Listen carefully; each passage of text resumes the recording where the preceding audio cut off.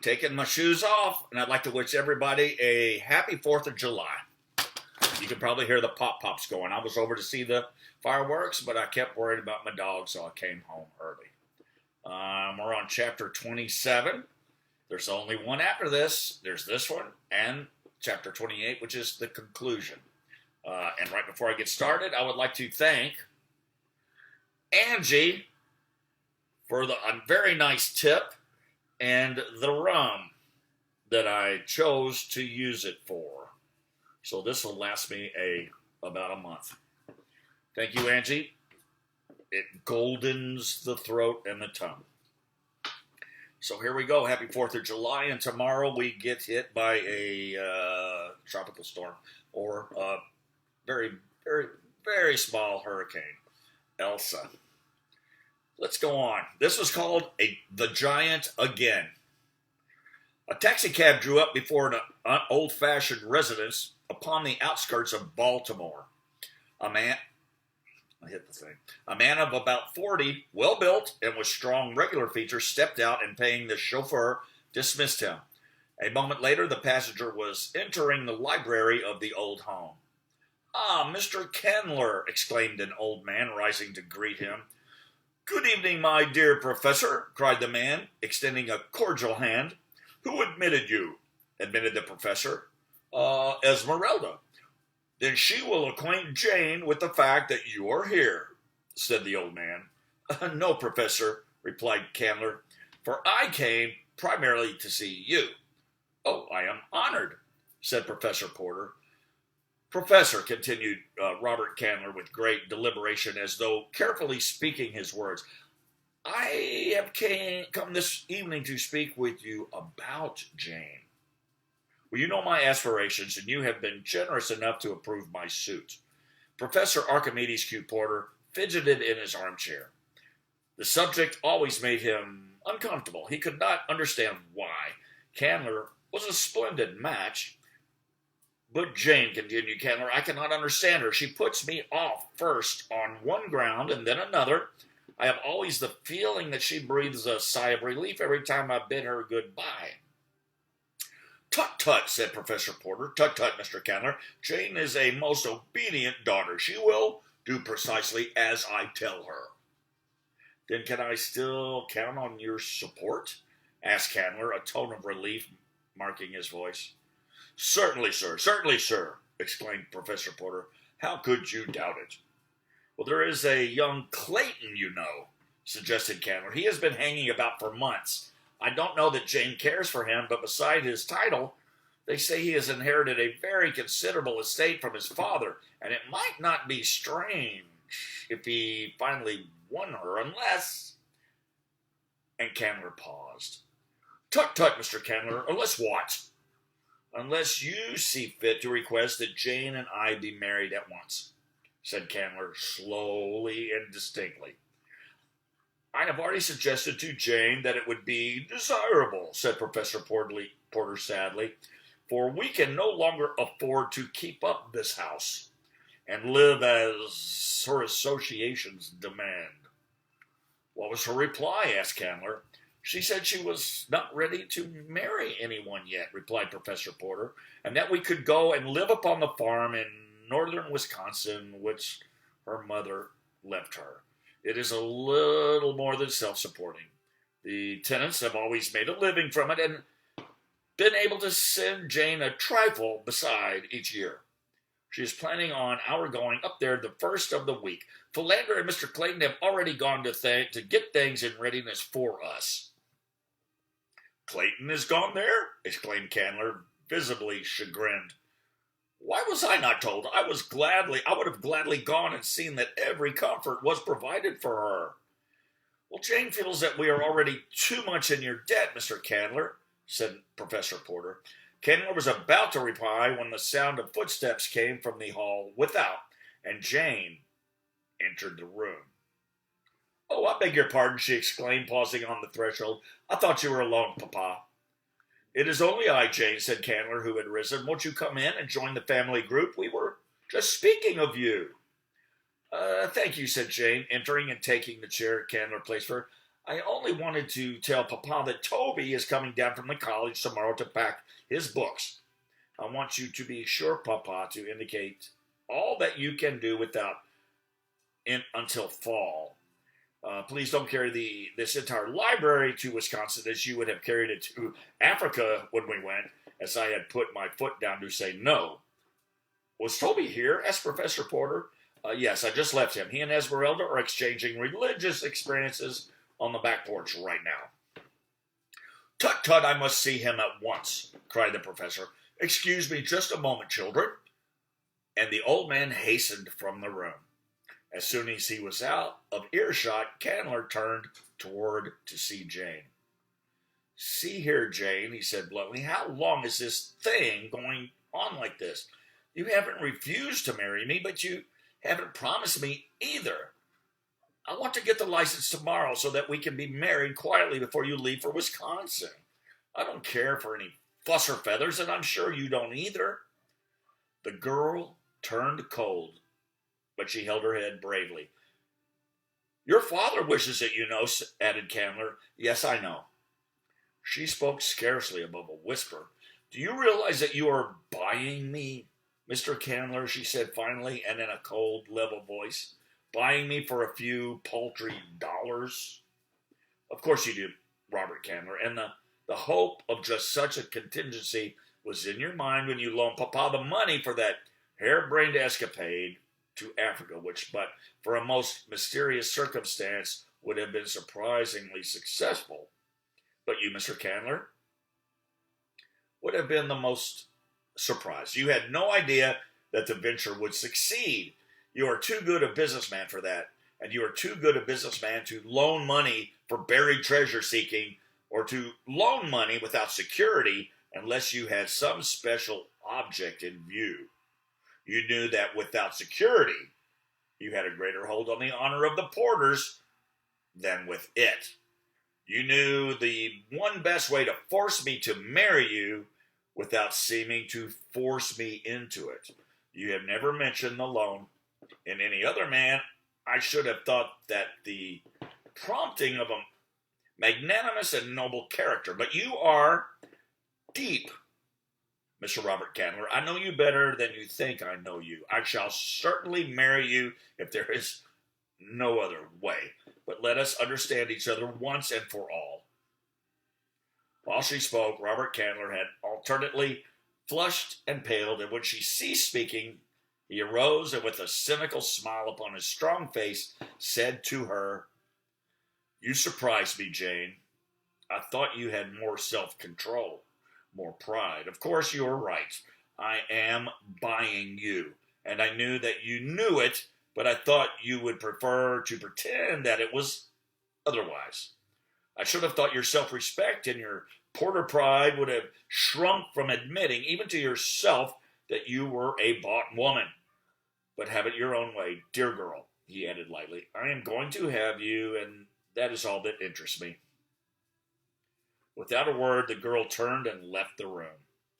Jane was not married before she left with her father and Esmeralda for her little Wisconsin farm, and she coldly bid Robert Candler goodbye as her train pulled out. He called to her that he would join them in a week or two in Wisconsin. At their destination, they were met by Clayton and Mr. Philander in a huge touring car belonging to the farmer, and quickly whirled away through the dense northern woods toward the little farm which the girl had not visited before since childhood. The farmhouse, which stood on a little elevation some 100 yards from the tenant house, had undergone a complete transformation during the 3 weeks that Clayton and Mr. Philander had been there before her. The former had imported a small army of carpenters and plasterers, plumbers and painters from a distant city, and what had been but a dilapidated shell when they reached it was now a cozy little 2-story house filled with every modern convenience procurable in so short a time. Why, Mr. Clayton, what have you done? Cried Jane Porter, her heart sinking within her as she realized the probable size of the expenditure that had been made. Shush, shush, shush, cautioned Clayton. Don't let your father guess. If you don't tell him, he will never notice, and I simply couldn't think of him living in the terrible squalor and sordidness which Mr. Philander and I found. It was so little when I would like to do so much, Jane. For his sake, please, never mention it to him. But you know that we can't repay you, cried the girl. Why do you want to put me under such terrible obligations? Don't, Jane, said Clayton sadly. If it had been just you, believe me, I wouldn't have done it, for I knew from the start that it would only hurt me in your eyes. But I couldn't think of that dear old man living in the hole we found here. Won't you please believe that I did it just for him and give me that little crumb of pleasure at least? I do believe you, Mr. Clayton, said the girl, because I know you are big enough and generous enough to have done it just for him. And, oh, Cecil, I wish I might repay you as you deserve, as you would wish. Well, why can't you, Jane? Because I love another. Candler? No. But you are going to marry him. He told me as much before I left Baltimore. The girl winced. I do not love him, she said, almost proudly. Is it because of the money, Jane? She nodded. Then I am so much less desirable than Candler. I have money enough, and far more for every need, he said bitterly. I do not love you, Cecil, she said, but I respect you. If I must disgrace myself by such a bargain with any man, I prefer that it be one that I already despise. I should loathe the man to whom I sold myself without love, whomsoever he might be. You will be happier, she concluded, alone with my respect and friendship than with me and my contempt at you. He did not press the matter any further, but if ever a man had murder in his heart, it was William Cecil Clayton, Lord Greystoke, when, a week later, Robert Candler drew up before the farmhouse in his purring six-cylinder. A week passed, a tense, uneventful, but uncomfortable week for all the inmates of the little Wisconsin farmhouse. Candler was insistent that Jane marry him at once. At length she gave in from sheer loathing of the continued and hateful importuning. It was agreed that on the morrow Candler was to drive to town and bring back the license and a minister. Clayton had wanted to leave as soon as the plan was announced, but the girl's tired, hopeless look kept him. He could not desert her. Something might happen yet, he tried to console himself by thinking, and in his heart he knew that it would require but a tiny spark to turn his hatred for Candler into the bloodlust of the killer. Early the next morning, Candler set out for town. In the east, smoke could be seen lying low over the forest, for a fire had been raging for a week not far from them, but the wind still lay in the west and no danger threatened them. About noon, Jane started off for a walk. She would not let Clayton accompany her. She wanted to be alone, she said, and he respected her wishes. In the house, Professor Porter and Mr. Philander were immersed in an absorbing discussion of some weighty scientific problem. Esmeralda dozed in the kitchen, and Clayton, heavy-eyed after a sleepless night, threw himself down upon the couch in the living room and soon dropped into a fitful slumber. To the east, the black smoke clouds rose higher into the heavens. Suddenly, they eddied, and then commenced to drift rapidly toward the west. On and on they came. The inmates of the tenant house were gone, for it was market day, and none was there to see the rapid approach of the fiery demon. Soon the flames had spanned the road to the south and cut off Candler's return. A little fluctuation of the wind now carried the path of the forest fire to the north. Then blew back, and the flames nearly stood still as though held in leash by some master hand. Suddenly, out of the northeast, a great black car came careening down the road. With a jolt, it stopped before the cottage, and a black-haired giant leaped out to run up onto the porch. Without a pause, he rushed into the house. On the couch lay Clayton. The man started in surprise, but with a bound was at the side of the sleeping man.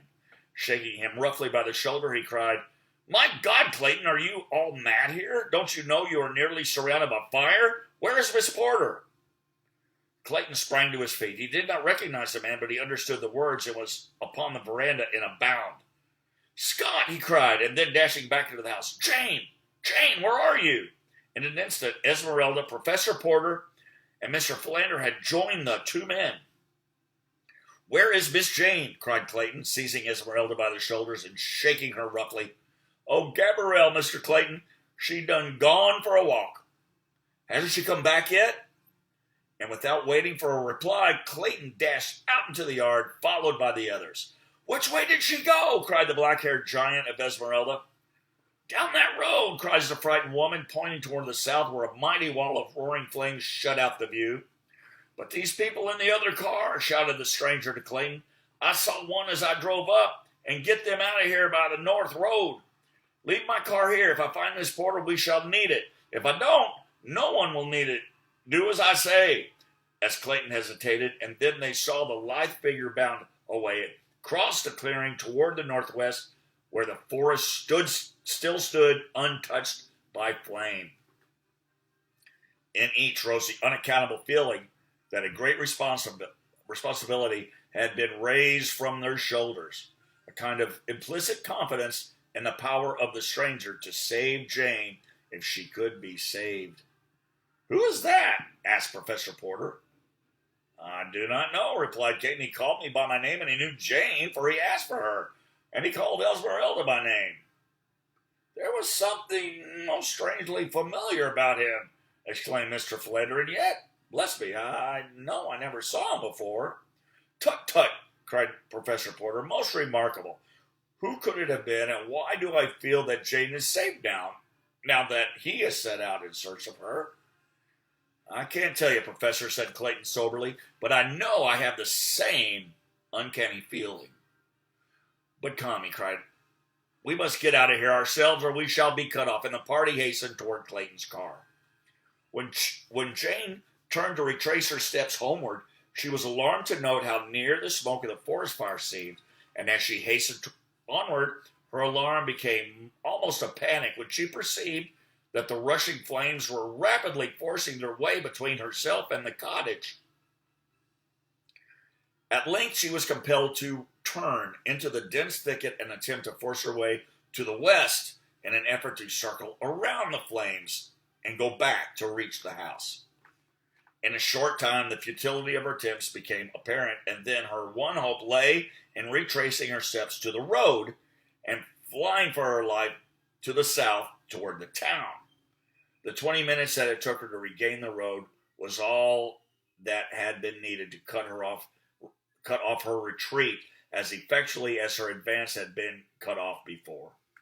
A short run down the road brought her to a horrified stand, for there before her was another wall of flame. An arm of the main conflagration had shot out a half-mile south of its parent to embrace this tiny strip of road in its implacable clutches.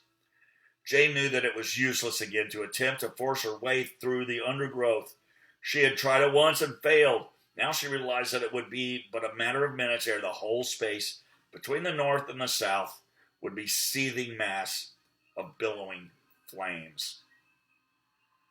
Calmly the girl kneeled down in the dust of the roadway and prayed for strength to meet her fate bravely, and for the delivery of her father and her friends from the same death. Suddenly, she heard her name being called aloud through the forest. Jane! Jane Porter! It rang strong and clear, but in a strange voice. Here, she called in reply. Here, in the roadway. Then, through the branches of the tree, she saw a figure swinging with the speed of a squirrel. A veering of the wind blew a cloud of smoke about them, and she could no longer see the man who was speeding toward her. But suddenly, she felt a great arm encircle about her. Then she was lifted up, and she felt the rushing of the wind and the occasional brush of a branch as she was borne along. She opened her eyes. Far below her lay the undergrowth and the hard earth. About her was the waving foliage of the forest. From tree to tree swung the giant figure which bore her, and it seemed to Jane that she was living over in a dream the experience that had been hers in that faraway African jungle. Oh, if it were but the same man who had borne her so swiftly through the tangled verdure on that other day. But that was impossible. Yet who else in all the world was there with the strength and agility to do what this man was doing now? She stole a sudden glance at the face close to hers, and then she gave a little frightened gasp. It was he. My forest man, she murmured. No, I must be delirious. Yes, your man, Jane Porter, your savage, primeval man, came out of the jungle to claim his mate. The woman who ran away from him, he added almost fiercely. I did not run away, she whispered. I would only consent to leave when they had waited a week for you to return. They had come to a point beyond the fire now, and he had returned back to the clearing. Side by side, they were walking toward the cottage. The wind had changed once more, and the fire was burning back upon itself. Another hour like that, and it would be burned out. Why did you not return? She asked. I was nursing D'Arnaud. He was badly wounded. Oh, I knew it, she exclaimed. Well, they said you had gone to join the blacks, that they were your people. He laughed. But you did not believe them, Jane? No. What shall I call you? She asked. What is your name? I was Tarzan of the Apes when you first knew me, he said. Tarzan of the Apes? She cried. And that was your note? I answered when I left. Yes. Whose did you think it was? I did not know, only that it could not be yours, for Tarzan of the Apes had written in English, and you could not understand a word of any English. No language. Again he laughed. It's a long story, but it was I who wrote that I could not speak, and now D'Arnaud has made matters worse by teaching me to speak French instead of English. Come, he added, jump into my car. We must overtake your father. They are only a little way ahead. As they drove along, he said, then, when you said in your note to Tarzan of the Apes that you loved another, you might have meant me? I might have, she answered simply. But in Baltimore, oh, how I have searched for you. They told me you would possibly be married by now, that a man named Candler had come up here to wed you. Is that true? Yes, she said. Do you love him? No. Do you love me? She buried her face in her hands. I am promised to another. I cannot answer you, Tarzan of the Apes, she cried. You have answered. Now tell me why you would marry one you do not love. My father owes him money. Suddenly there came back to Tarzan the memory of the letter he had read and the name Robert Candler and the hint of trouble which he had been unable to understand then. And he smiled. If your father had not lost the treasure, you would not be forced to keep your promise to this man Candler. I could ask him to release me. And if he refused, I have given my promise. Tarzan was silent for a moment. The car was plunging along the ravine road at a reckless pace, for the fire showed threateningly at the right, and another change of the wind might sweep it on with raging fury across this avenue of escape. Finally, they passed the danger point, and Tarzan reduced their speed. Suppose I should ask him, ventured Tarzan. He would scarcely accede to the demand of a stranger, said the girl, especially one who wanted me himself. Turcos did, said Tarzan grimly. Jane shuddered and looked fearfully up at the giant figure beside her, for she knew that he meant the great anthropoid he had killed in her defense. This is not the African jungle, she said. You are no longer a savage beast. You are a gentleman, and gentlemen do not kill in cold blood. I am still a wild beast at heart, he said in a low voice as though to himself. Again, they were silent for a time. Jane, said the man at length, if you were free, would you marry me? She did not reply at once, but he waited patiently. The girl was trying to collect her thoughts. What did she know of the strange creature at her side? What did he know of himself? Who was he? Who? His parents? Why, his very name echoed his mysterious origin and his savage life. He had no name. Could she be happy with his jungle waif? Could she find anything in common with a husband whose life had been spent in the treetops of an African wilderness, frolicking and fighting with fierce anthropoids, tearing his food from the quivering flank of fresh-killed prey, sinking his strong teeth into raw flesh and tearing away his portion while his mates growled and fought about him for their share? Could he ever rise to her social sphere? Could she bear to think of sinking down to his? Would either be happy in such a horrible misalliance?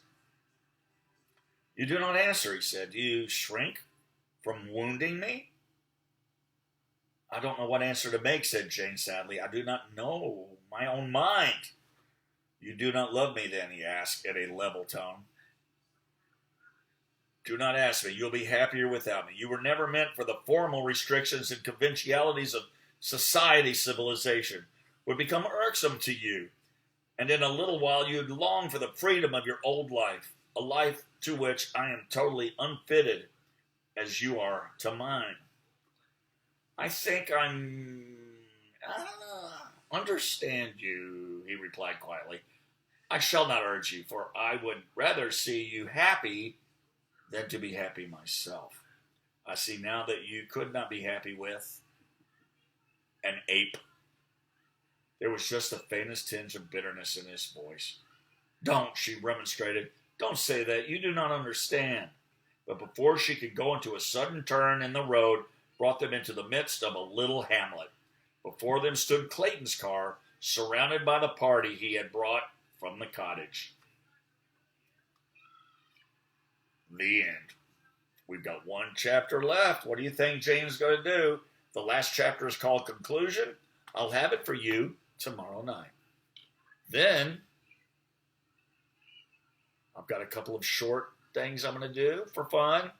Next novel I have decided will be To Kill a Mockingbird.